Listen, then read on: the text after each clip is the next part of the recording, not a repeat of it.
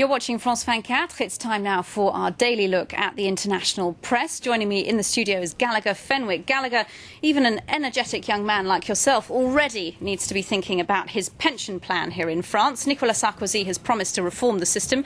What are the papers making of it? Well, the conservative daily Le Figaro has a very smart way sort of summing it all up on their cover. It shows a very didactic-looking president seemingly pointing to the main points of his reform. Top of his agenda is the end of the 35-hour work week, then comes the end of special pensions, and then is the end of obligatory retirement at 60 years old, and so on. In its editorial, the conservative daily says the president is on the right track, but he's not moving fast enough. He's coming short of some of his promises. Now, obviously, in the leftist Libération, there's a whole other interpretation about Sarkozy's speech yesterday. They're calling it lightning fast. They're saying, contrarily to Le Figaro, that he's trying to skim across issues as fast as possible in order to avoid contention. And they're warning unions can also get mobilized very fast. So quit thinking that your government is a Formula One driver. Goodness me, it all seems typically French. The international press must be having a field day with all of this. They really are. Let's start with The Guardian, the British daily. I really have to quote it. Lots of very, very fun quotes, fun interpretations of the Sarkozy speech.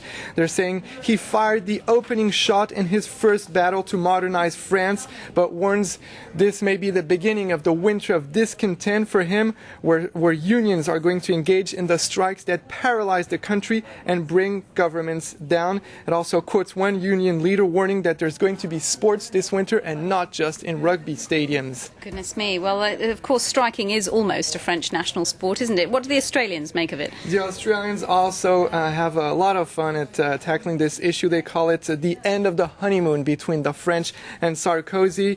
They're saying that he's going to have to ask more than 500,000 strike-happy people to give up some of their benefits for the national good.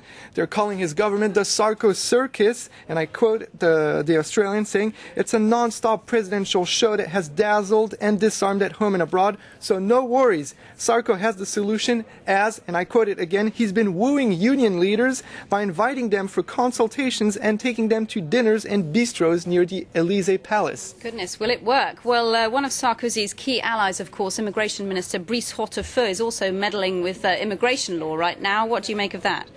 Well, in Spain, the immigration minister has also launched a campaign to curb illegal immigration there.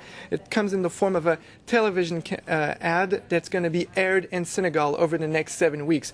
Gruesome images intentionally being shown, according to the minister, in order to prevent potential clandestines from embarking on precarious devices. Quickly, the ad shows a young child, and you hear his voice. He's saying, I used to play soccer with my friends. They were my friends. Now they all ended up at the bottom of the sea.